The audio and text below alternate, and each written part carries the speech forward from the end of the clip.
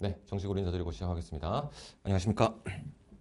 네, 경찰 대표님 원어 논리 담당하고 있는 박어령입니다. 자, 기초이문 때부터 이제 뵀던 분들도 계시고, 새롭게 이번에 기본 이론 과정부터 이제 처음 얼굴을 뵙는 분들도 계신데, 일단 저는 이 김영 편입에서 지금 3년차 경찰 대표님 원어 논리를 담당하고 있고요. 일단 제 소개는 길게 할 필요는 없을 것 같습니다. 관련돼가지고, 이제 경찰대 언어 논리뿐만이 아니라 PSAT의 그 언어 논리, 상황 판단, 자료 해석 세 과목도 다 맡고 있고, 그다음 이제 여기 근처죠. 신촌의 그 메가로스쿨이라는 곳에서 언어 이해, 미트 쪽도 담당하고 있고 해서 일단은 이 성인 시장에서 지금 진행되고 있는 웬만한 이 적성 시험류들에는 좀 이래저래 다 발을 걸치고 있어가지고 또 어떻게 보면 좀 이제 좀 독특한 그런 경력을 가진 강사라고 말씀을 드릴 수가 있겠고요. 중요한 거는 이제 그것이 조금 이따 말씀을 드릴 겁니다. 우리의 경찰대 편입 언어 논리 시험에 얼마나 이제 도움이 될 수 있느냐, 이런 게 이제 중요한 부분일 겁니다. 이거는 제가 차차 말씀드리도록 하겠습니다. 자, 오늘은 첫날이기 때문에 일단 몇 가지 좀 이제 포인트를 잡고 정리를 하고 가야 될 게 있습니다. 교재는 이런 식으로 나와 있는데 이미 안내 받으셨다시피 이게 오늘 입고가 돼가지고 전산 작업이 아마 1교시 끝나고 나서는 다 마무리가 될 거니까요. 그때 약간 좀 혼잡할 수도 있을 것 같긴 한데 교재 구매는 일단 오늘 추가적으로 하시면 되고, 별도의 프린트 자료 받으셨잖아요. 요거 가지고 일단 오늘은 쭉 진행할 수가 있기 때문에 교재 구입은 이따가 수업 다 종료하고 나서 구매를 하셔도 괜찮을 겁니다. 어차피 복습 삼아서 오늘 진행된 내용에 대해서 후반부에 문제 푼 것과 관련돼 가지고는 한 두세 번 정도는 다시 여러분들 복습 삼아서 문제 푸는 게 좋기 때문에, 그래서 웬만하면 프린트 자료로 쭉 진행하고 나서 주말을 이용하거나 내일 이제 수업이 없잖아요. 내일의 시간, 비는 시간 동안에 다시 이제 정식으로 교재에다가 한번 다시 정리해보는 그런 식으로 2회독, 3회독을 진행하시면 될 것 같고요. 교재는 그렇게 되고, 오늘은 한 40페이지짜리 프린트 자료 나간 거 있죠? 요걸 기반으로 수업이 진행이 될 겁니다. 일단, 교재 관련된 거는 이런 식으로 정리를 드리고요. 자, 이제 본격적으로, 오늘은 또 첫날이기 때문에 앞으로 이제 기본 이론이 어떤 식으로 진행될 것인가? 이 기본 이론 과정에서는 뭘 채워 나갈 것인가? 이거와 관련된 간략한 OT를 조금 진행을 하고 본격적인 논리학 파트 들어가도록 하겠습니다. 자, 일단 다시 오셨기 때문에 시작을 해보겠습니다. 자, 기본 이론은 3월달과 4월달 두 달에 걸쳐 진행될 것인데, 일단 강의 계획서를 보신 분들도 계시겠지만, 기본 이론의 전반부인 3월달은 논리학을 일단 초반부에 개념부터 시작을 해서 이것이 이제 피스 문제들에서 어떤 식으로 이 논리학을 이용한 문제들이 출제되는지 관련돼 가지고 개념 정리부터 하고 그다음 예제 문제를 푸는 방식으로 그렇게 논리학의 가장 그 근본 자체를 다루는 문제 유형들을 1차적으로 학습을 해 나갈 것입니다. 이와 같은 논리학 파트와 관련돼서는 제가 기초의문 때도 말씀을 드렸던 거긴 한데 다시 한번 말씀을 드리면, 이 형식 논리학, 우리 수험에 필요한 형식 논리학은 크게 본다면 이제 두 가지 영역이 있는데, 그 중에서도 이 명제 논리라는 요 첫 번째 파트 있죠? 명제 논리로 대부분의 문제가 출제가 되고요. 나중에 제가 이제 잠깐 언급은 하겠지만 우리 교재상에도 포함이 되어 있는 수로 논리라는 파트가 있습니다. 그 수로 논리라는 파트는 별도로 제가 수업 시간 중에 학습을 진행하지는 않을 겁니다. 왜냐? 수로 논리 자체는 배경적으로 살짝 도움이 될 수는 있지만 이거 자체를 문제화하는 유형은 실제로 PSAT의 역사에서도 거의 없었다라고 볼 수가 있기 때문에 수로 논리 개념은 알아두면 좋은데 이거는 문제화하는 지점은 사실상 없어서 그냥 이 부분은 패스하고, 제가 이제 별도로 교재에도 포함되어 있기 때문에 이 명제 논리 파트 끝났을 때 살짝만 말씀을 드릴 겁니다. 아무튼 명제 논리 중심으로 이제 개념적인 내용 학습을 하고, 그리고 나서 PSAT 기출 문제들을 풀면서 이게 공식만 안다고 다 풀리는 게 아니지 않습니까? 네, 수학을 공부해도 마찬가지지만 공식은 어디까지나 공식일 뿐이고 실제 문제를 푸는 과정 속에서 마주할 여러 가지 막히는 지점들, 복잡한 어떤 정보 구조를 좀 단순화시켜서 좀 더 효과적으로 처리해야 되는 어떤 그런 효율적인 방법론 같은 것들, 이런 것들이 이제 쌓이고 쌓여야지 제한된 시간 안에 정확하게 효율적으로 문제를 풀 수가 있게 될 겁니다. 그래서 그와 같은 것들은 결국에는 기출 예제들을 조금씩 정리해 나가면서 누적적으로 여러분들의 힘이 되어 나가야 될 것이고요. 그런 식으로 이제 예제 문제 중심으로 필수 기출 문제를 쭉 정리를 해서 일단 논리학과 관련된 이 기반을 다지게 되는 게 이 기본 이론의 3월 달의 전반부 과정이 되겠습니다. 그리고 이제 이 논리학에서 이제 파생되는 것으로 지금 두 가지가 나와 있죠. 자, 3월 달에 후반부는 논증과 관련된 영역을 다룰 것인데요. 이 논증이라는 것이 일단 여러분들한테 생소할 수도 있지만 쉽게 말씀드려서 논증은 주장과 근거가 결합된 구조의 글이다라고 생각하시면 됩니다. 그래서 그와 같은 논증 구조의 글과 관련돼서는 크게 봤을 때 두 가지 점에서 이제 질문이 나오는데 그냥 논증글 주고 그 논증글이 어떤 식으로 근거들이 연결되고 그 근거가 어떻게 결론을 뒷받침하는가 이와 같은 것들을 구조를 네가 한번 분석해봐라 라는 스타일의 문제가 나올 수가 있고요. 그 다음 이 논증을 일단 그냥 있는 그대로 놓고 이 논증 문제에 대해서 주장하는 바에 대한 뭐 평가를 네가 해봐라. 이 평가의 방향성은 크게 본다면 이제 두 가지가 되겠습니다. 지지해봐라 아니면 비판을 해봐라. 이런 식으로 두 가지 방향성에서 논증과 관련되어서 강화 약화라는 평가 구조의 문제가 나올 수가 있거든요.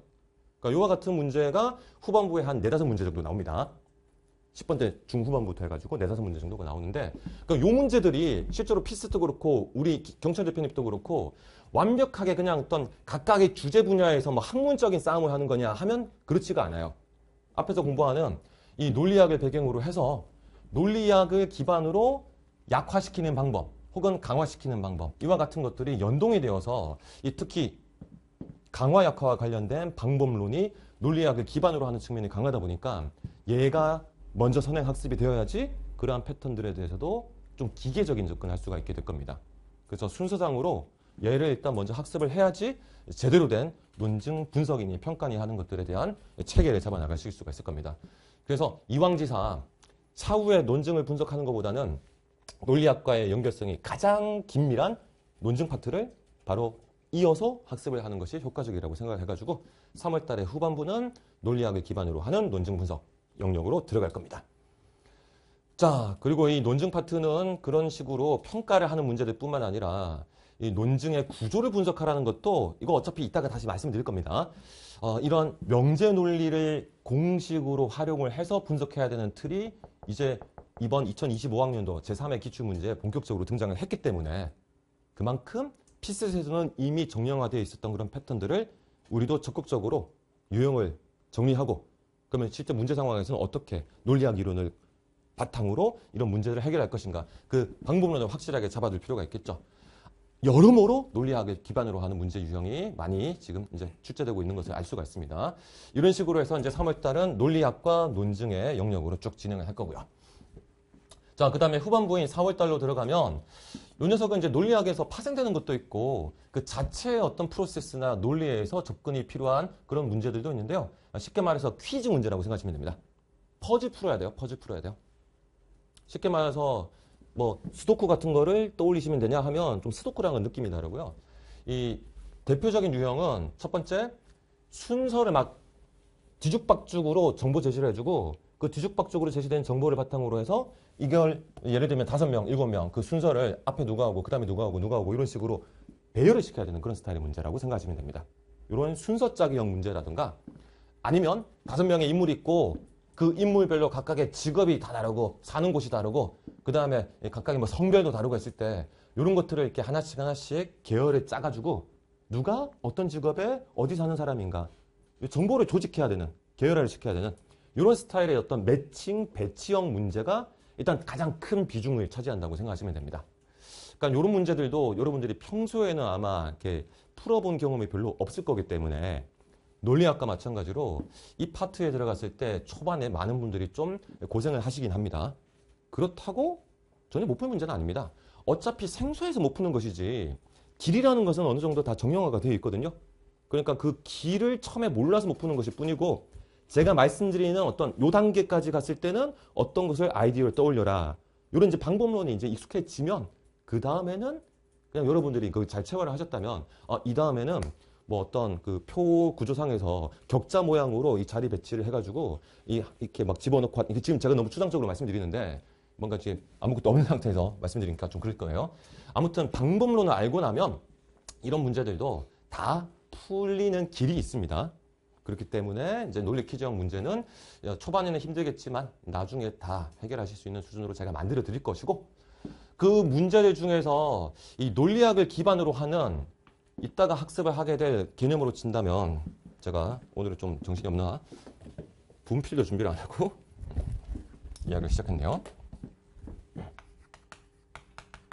네, 명제논리 파트에서 학습하게 될 이런 조건명제식 진술들이 좀 부분적으로 활용이 되어서 예를 들면 이런 식입니다. 갑의 직업이 뭐 예를 들어서 경찰이면 경의 주소는 대구다. 대구가 아니다. 이런 형태의 진술이 요 이면 뭐뭐이다 구조로 조건명제라고 불리기인데 이런 조건명제식 진술이 몇 가지가 같이 포함이 돼가지고 배치를 하는 구도의 문제인데 배치를 하는 그 정보 가운데 일부가 이런 명제논리 파트에서 학습하게 될 조건명제, 선언명제 같은 이런 명제논리식 진술을 기반으로 하는 문제들이 몇 개씩 나옵니다. 이런 것들은 이제 좀 혼합된 문제 구조라고 할 수가 있는 건데요. 그러니까 이런 것까지 이제 활용을 하는 측면에서 논리학이 일단은 좀 잡혀서 그 다음 단계로 넘어오셔야 됩니다. 자, 아무튼 이렇게 퍼즐스럽고 퀴즈스러운 그런 스타일의 문제들을 이제 4월 달에 초반부에 정리를 할 것이고요. 그리고 나서 올해 이번 시험에서는 비중이 좀 줄어든 파트가 요 독해 추론 파트인데 이제 기본 이론의 4월 달 과정의 후반부는 독해와 추론형 문제들에 집중해서 정리를 해 나갈 것입니다. 제가 기초이론 과정 때 부분적으로 특정한 구절이나 한 문단 정도씩만 뽑아내가지고 패러프레이징 분석 중심으로 진행을 했었죠. 이번 기본 이론 과정에서는 그와 관련된 부분은 일단은 약간 좀 줄이고, 제가 저번에도 말씀을 드렸었던 거지만, 이 시험이 그렇게 길지 않은 하나의 글에서 하나의 문제를 물어보는 게 대부분의 구조이기 때문에, 그만큼 우리가 이 한 편 한 편의 지문형, 추론형 문제에 대해서 아주 정교하고 되게 분석적으로 모든 것을 다 이해하겠다는 마음가짐으로 들어가면 실패를 하게 됩니다. 시간 낭비가 되고요. 효율적인 문제 처리가 안 됩니다. 그래서 어떤 방식으로 접근해야 될 것인가? 독해 파트도 다시 강조를 드리겠지만 분절적으로 정보 처리를 해나가시는 방식을 여러분의 몸에 체화를 시키셔야 됩니다. 제가 약간 좀 강제를 할 거예요. 이 파트 들어갔을 때 뭘 강제할 것인가? 중간에서 끊어서 선제 판단하고 정답 나오면 그냥 넘어가라. 이런 식으로 제가 좀 강조를 해드릴 겁니다. 여러분이 평소에 읽었었던 글의 읽기 방식은 웬만한 분들은 처음부터 끝까지 쭉 읽고 문제를 푸는데 좀 익숙하실 수가 있을 것 같아요. 근데 이와 같은 방식은 실제로 이 니트 쪽까지 가지 않고 피셋 쪽에 머문다고 한다면 피셋이나 우리 경찰 대표님 언어논리나 그렇게 할 필요 없이 그냥 중간 정도에서 끊어가지고 바로 선지 판단해서 정답을 찾아낼 수 있는 그런 구조로 만들어지기 때문에 글을 유기적으로 전체적인 어떤 맥락을 다 잡고 내가 이 글을 완전히 씹어먹을 거야. 이런 식으로 접근하면 오히려 시간이 허비되고 불필요한 어떤 정보 처리만 늘어나기 때문에 효과적인 독해가 안 됩니다. 그런 것들을 강조하면서 분절적인 독해 방식이 어떻게 이루어지는가 중심으로 훈련하는 시간을 가지게 될 겁니다. 자, 그리고 뭐 이와 같은 일반적인 독해형 문제 말고 이제 본격적으로 뭐 빈칸 채우기, 그 다음에 문장 수정하기, 밑줄 해석하기, 그 다음 실험을 해석하는 그런 스타일의 문제들도 등장하는데요. 이런 것들은 제가 기초인문 과정 때 집중적으로 설명을 드리기는 좀 애매했었던, 그때는 짧은 문장 한두 개 가지고 판단했기 때문에 이런 큰 틀을 잡기는 좀 힘들었었던 부분을 이번 기본 이론 과정 때는 이제 본격적으로 유형 정리를 해드릴 겁니다. 요런 파트 들어갔을 때 특히 이 실험 해석 같은 것을 물어보는 그런 문제를 풀 때 이게 별도로 귀납 추론의 몇 가지 방법론들을 제가 학습을 같이 진행을 할 겁니다. 귀납 추론이라는 것이 어떤 건지는 대부분은 다 아실 거니까 요거에 대해서 자세하게도 설명드릴 필요는 없겠죠? 경험적으로 여러 현상이 반복적으로 발생했을 때 어떤 하나의 원리를 도출하는 게 귀납이라고 볼 수가 있지 않겠습니까? 그러니까 그와 같은 원리, 원인을 분석하는 방법론으로 이미 설정되어 있는 어떤 몇 가지가 있습니다. 그와 같은 것들을 교재에서도 설명을 해놨고 또 추가적으로 이 교재 이외적인 부분을 가지고 와서 이 귀납 추론의 방법론을 좀 정리를 하고 그걸 기반으로 하는 실험 해석형 문제를 실제로 어떻게 풀어야 되는가 그 틀을 이제 잡는 시간을 가지는 형태로 일단 독해 및 추론형 파트의 문제들을 풀 수 있는 방법론을 정리를 하고요.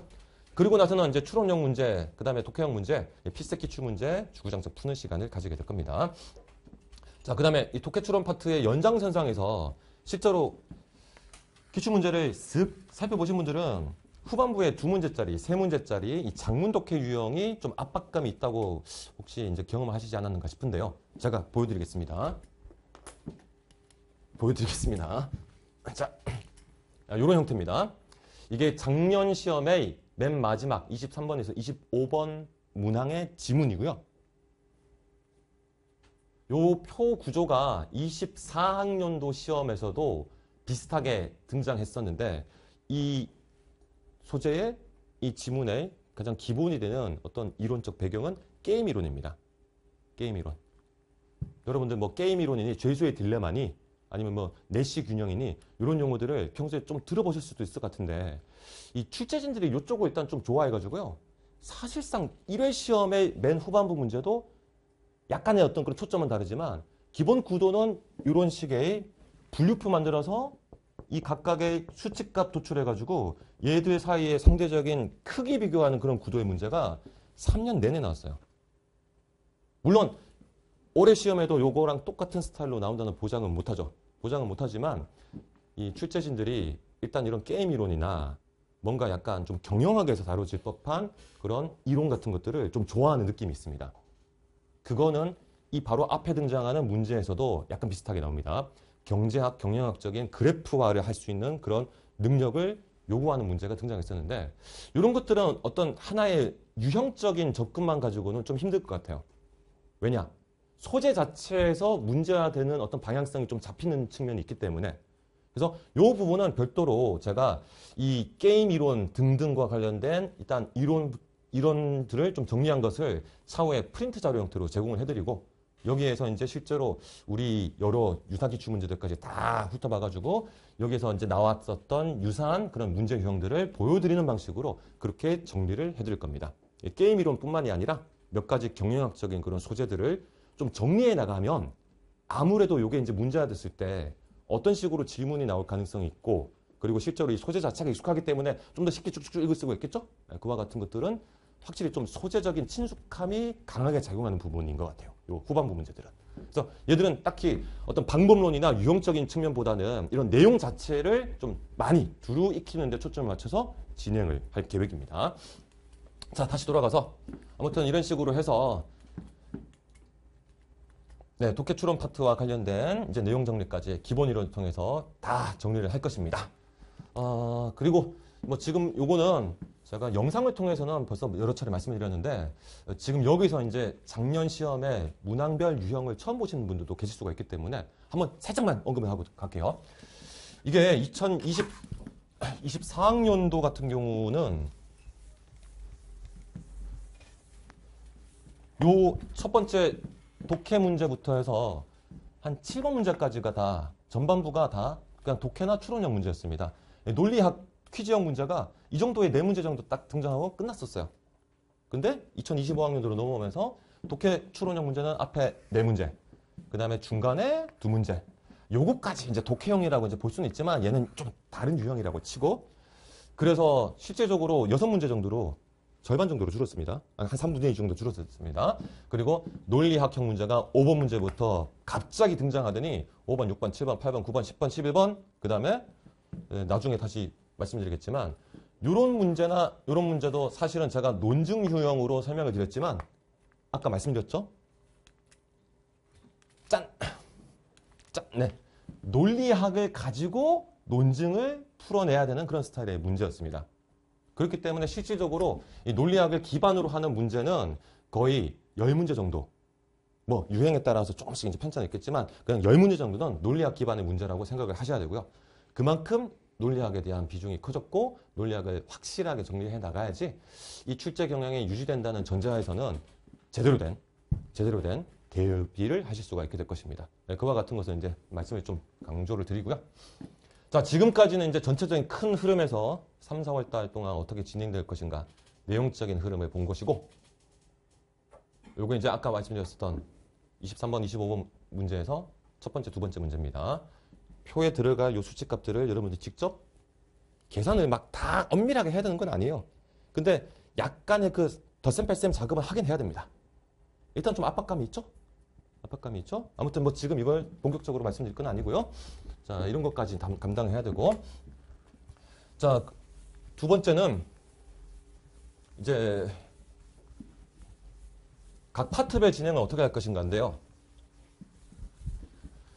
작년에는 일단 기본 이론 과정을 10회만 진행을 했었습니다. 근데 올해는 이제 기본 이론 때 좀 압축적으로, 집중적으로 이 필셋 중심으로 학습을 하고 심화 단계로 넘어가서부터는 더 난도가 높은 추리 논증, 리트 쪽 기출문제를 다룸으로써 훨씬 더 고난도의 문제를 푸는 그런 훈련을 해나갈 것입니다.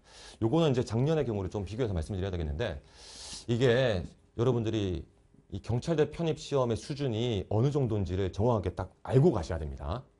경찰대 편입은요, 지금 현재 우리나라에 시행되고 있는 이 언어 또는 논리를 베이스로 하는 적성시험류 중에서 제일 수준이 낮은 게 민경채입니다. 민간경력자 채용시험이에요. 민경채 PSAT. 요 녀석이 제일 수준이 낮고, 독해형이든 추론형이든 그냥 보면 선지도 그냥 패러프레이징도 별로 안 돼 있고, 글의 특정 구조를 가지고 그냥 떼놓은, 그냥 갖다 박은 듯한 그런 느낌의 선택지들이 대부분이어서 직관적으로 되게 딱딱딱 풀릴 수가 있는 문제들이 많습니다. 그러니까 완전 초심자용으로는 몰라도 이 단계를 훨씬 뛰어넘어야지 우리 경찰대 수준이 될 수가 있는 겁니다. 그러면 민경채 피셋 다음 정도의 수준이 무엇인가? 우리가 주로 다루게 될 5급 공채, 그 다음에 7급 중에서 일부, 7급 공채 중에서 일부 PSAT 문제입니다. 자, 당연히 언어 논리 문제겠죠. 자, 7급 공채도 상대적으로 민경채보다 수준이 높긴 하지만 이것도 초창기에 아직 경찰대 편입 시험이 아직 1회 시험이 진행되기 전까지는 피셋만으로도 감당할 수 있겠지라고 생각했었는데 막상 뚜껑을 열어보니까 안 되는 거예요. 훨씬 더 수준이 높고 피셋 중심으로 피셋에 맞춰가지고 수준 설정해서 훈련했었던 사람들 입장에서는 와 이거 뭐냐라는 그런 평가가 많았을 정도로 물론 여기는 약간 그런 게 있습니다. 1회 시험은 약간 좀 실험적 구도가 있어서 그런지 1회 시험이 더 어렵게 느껴지는 측면은 분명히 있어요. 뭔가 좀 덜 다듬어지고 좀 거친 그런 측면 때문에 상대적으로 더 어렵게 느껴지는 측면도 있거든요. 하지만 이제 그런 것을 감안하더라도 확실히 5급 공채 수준을 훨씬 뛰어넘었다라는 그런 평가를 받았었고, 그러면 이것보다 더 높은 수준의 현재 우리나라에 존재하는 언어형, 적성형, 추리형 시험은 무엇인가? 아까도 말씀드렸던 것처럼 법학 적성 시험, 리트, 추리 논증. 그 다음 요거는 이제 수능처럼 한 지문에 세 문제씩이 달려있기 때문에 우리 문제 스타일과는 다르긴 하지만 일반적인 독해나 추론 자체에만 집중해서 본다면 충분히 써먹을 수 있는 언어이해 시험, 이 두 가지가 이제 리트 문제인데요. 리트 정도 수준과 비슷합니다. 리트 수준과 비슷해요. 논증의 수준도 그렇고 추론의 어떤 복잡함도 그렇고. 그래서 이 시험을 온전하게 제대로 고득점을 노리면서 대비를 하려면 단계적으로 당연히 올라가야 되겠지만 이 녀석들 정도까지는 확실하게 정리를 할 수가 있어야 됩니다. 그래서 작년 같은 경우에는 이 리트 추리 논증을 좀 부분적으로 다뤘었거든요, 제가. 그러니까 심화 과정까지 어떻게 했냐면 기본 이론 때도 피셋, 심화 과정 때도 피셋 이런 식으로 하다 보니까 실제로 저한테는 약간 좀 아픈 기억이기도 한데 저도 이제 좀 그때는 뭐랄까요, 포인트를 살짝 못 잡았던 측면이 살짝은 있었습니다. 심화 과정 때 이런 문제들을 제공을 해드리긴 했지만 온전하게 추리 논증으로만 구성되지는 못했었고 상대적으로 피셋이 많이 섞여 있었는데 이번에는 완벽하게 기본 이론 과정에서 그냥 피셋 관련된 거는 싹 다 정리하고 심화 과정 때 완전히 이쪽, 그 다음 플러스 난도가 더 높은 게 입법고시 피셋이 있습니다. 입법고시 PSAT까지 해서 이쪽의 기출문제들을 적극적으로 활용하는 방식으로 차후에 심화 과정을 진행해 나갈 것입니다. 이 정도 수준까지 이제 학습을 하고 나서 본격적인 문제풀이, 시험 형태의 모의고사를 진행을 했을 때 이제 확실히 이제 경찰대 편입에 대해서 어느 정도 이제 대비가 다 했다라고 말씀을 드릴 수가 있을 것 같습니다. 그래서 지금 말씀을 드리는 거는 여기에 이제 집중해가지고 작년에는 두 단계로 나눠놨었던 거를 이번에는 회차도 늘렸고 그 다음에 제가 별도의 프린트 자료, 진단 테스트 같은 형태로 5급 공채에서 다뤘었던 문제들은 웬만한 거는 다 다루는 방식으로 진행을 할 것이고요. 자, 다시 돌아와서 아까 말씀드렸던 유형별 이론과 원리, 그 다음에 대표 예제 학습을 통해서 일단 여러분들이 이런 각 유형별로 어떻게 문제를 풀어야 될 것을 저와 함께 호흡을 맞추면서 일단은 정리를 해나갈 겁니다. 그리고 나서 이제 이 시험 형태로 진단 테스트를 각 유형별로 한 번씩 보게 될 거예요. 그러면 논리학 파트 끝나고 논리형 문제로만 구성된 한 20문제짜리 모의고사식 시험을 진행하고 제가 이제 당연히 해설을 해드릴 거고요. 이런 진단 테스트를 통해서 아 내가 어느 부분에서 아직 좀 약하구나. 기호화가 잘 안 된다던가 어떤 구절과 관련된 해석이 잘 안 된다던가 그런 약점 부분이 이제 좀 더 확실하게 포착이 되겠죠. 관련돼서 저와 어떤 상담도 하면서 피드백을 받음으로써 앞으로 어떻게 이제 추가적인 보완을 해나갈 것인지를 진단 테스트를 통해서 계속 여러분들이 확인할 수 있게끔 그렇게 진행을 할 것입니다.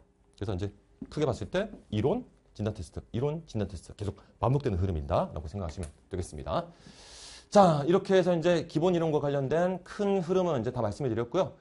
부가적으로 우리 현장 강의를 들으시는 우리 여러분들한테만 제가 이제 별도로 또 제공드릴 수 있는 어떤 관리 방안이라고 이제 말씀드릴 수가 있겠는데요. 일단 이번 주까지는 저는 조금 힘들 것 같긴 한데, 다음 주부터는 수요일, 금요일 우리 수업이 있죠? 수요일에 6시 반 수업인데, 제가 한 4시 반 정도까지는 학원에 와 있을 거예요. 그러니까 수업 시작 2시간 전부터 작년에도 계속 이렇게 패턴화 시켜가지고 진행을 했었거든요. 여러분들이 자유롭게 오셔가지고 학습했었던 내용에 대한 질문을 하실 수 있는 그런 시간을 가질 겁니다. 끝나고 나서도 저는 일단 여러분들이 질문 끝나실 때까지 계속 있을 거예요. 작년 같은 경우에도 모의고사 시즌 때 좀 더 그러긴 했는데 수업 끝나고 나서 1시간 반 있다가 집에 간 적도 있습니다. 질문을 다 받고 가느라고. 어떤 경우도 있었냐면 앞에서 질문하고 있으면 좀 들었으면 좋았을 건데 저쪽에 있다가 똑같은 것도 질문해. 그래가지고 이게 반복이 돼가지고 좀 더 길어진 측면도 있었는데 아무튼 저는 이제 질문을 여러분들이 자주 하시고 그 질문을 통해서 진짜 좀 부족하다 싶었던 거, 좀 궁금했었던 부분이 이게 좀 해소가 되었을 때 이게 확실하게 좀 도움이 되는 측면이 강하다고 생각을 했습니다. 그리고 그게 작년에도 좀 확실한 어떤 효과를 봤었던 것 같아요. 요거는 그냥 사례인데 작년에 3월부터 기본 이론 시작을 했을 때 완전히 뭐 논리도 모르고 일단 어느 논리 자체가 생소했었던 분이 계셨습니다. 근데 그분 같은 경우는 학교까지는 말씀드리기가 좀 힘든데 부산 쪽에서 오신 분이에요. 근데 그분이 초기에는 일단 논리학 관련돼 가지고 막 헤매고 했었죠. 근데 제가 말씀드렸었던 이 지문 시간에 어떻게든 본인이 풀어보고 어떻게든 스스로 해결해 보려고 했는데 막히거나 했었던 부분들을 딱 정리해 가지고 매주 질문하러 왔습니다. 매주 질문하러 왔어요. 3월부터 5월, 6월 정도까지. 그렇게 해서 이제 자기가 내적으로 이걸 해결할 수 있는 수준이 되고 차후에 8월달, 9월달 지나서 9월 모의고사 시즌 됐을 때 한 번인가는 모의고사 전체 그때 한 50몇 명 정도 봤었거든요. 1등하기도 하고 이번에 이제 시험에서는 1차에서는 어느 논리 80점으로 상당히 고득점을 했죠. 80점이면 거의 탑권입니다. 탑권이에요. 5개 틀린 건데도 탑권입니다. 그만큼 어느 논리 시험이 상대적으로 점수가 그렇게 높지는 안 나옵니다. 예, 그런 케이스에서 제가 이제 좀 눈여겨본 것은 확실히 혼자만 공부해가지고 막 끙끙 앓는 것보다는 저랑 같이 이렇게 호흡을 주고받으면서 궁금했었던 사항들을 바로바로 해결할 수 있는 게 여러분이 현장 강의를 통해서 좀 더 유리하게 가져갈 수 있는 부분이 아닌가 싶습니다. 그래서 일단 이번 주 금요일까지는 제가 일정상 좀 힘들고 다음 주부터는 웬만하면 4시 반까지는 저기 대기하고 있을 겁니다. 그래서 아마 이제 2회차까지 진행되면 좀 질문거리들이 생길 거니까 그때는 허심탄회하게 제가 밥을 먹고 있건 이렇게 영상을 보고 있건 엠빅스 관련된 영상을 보고 있건 상관하지 마시고요. 질문하러 오시면 됩니다. 그리고 끝나고 나서도 궁금하신 것들 집에 늦게 가셔도 되는 분들은 질문을 하고 가시면 됩니다. 많이 질문하시고 직접 해소를 하고 가시길 바랍니다. 그게 여러분의 실력이 된다고 생각을 하고요. 그거 말고도 이제 별도로 제가 독해나 추론과 관련되어서 도움이 될 법한 그런 자료로 작년에 좀 많이 추천해 드렸던 게 일단 난도는 낮지만 소재적인 측면에서 경제학 이론 나오고 물리학 이론 나오고 생물학 DNA 개념 나오고 하면 아예 이런 영역들 자체가 평소에 좀 생소했던 분들한테는 일단 지문의 주제적인 측면에서부터 약간 장벽이 느껴질 수도 있지 않겠습니까? 그러니까 그런 것들은 어떻게 해소하면 좋을 것인가? 작년 같은 경우는 제가 그거를 그냥 개별적으로 수능 비문학 기출 지문들을 좀 많이 풀어봐라라고 말씀드렸는데 올해는 제가 그거를 직접 정리해가지고 중간중간에 나눠드릴 겁니다. 아마 4월 달에 이제 독해 파트 들어가게 되면 그때부터 매주 조금씩 주제별로 묶어가지고 문제도 이제 풀어보면 좋기 때문에 필요 없는 문제들은 다 제거를 하고요. 예를 들면 맞춤법 같은 거 물어보는 문제 있잖아요. 수능에는. 그런 것들은 제거를 하고 딱 내용 일치부합, 추론형 구조 이런 스타일의 문제들만 딱딱 남겨가지고 별도의 자료 형태로 계속 제공을 해드리겠습니다. 자, 이렇게 해서 OT에 해당하는 내용은 마무리를 지을게요.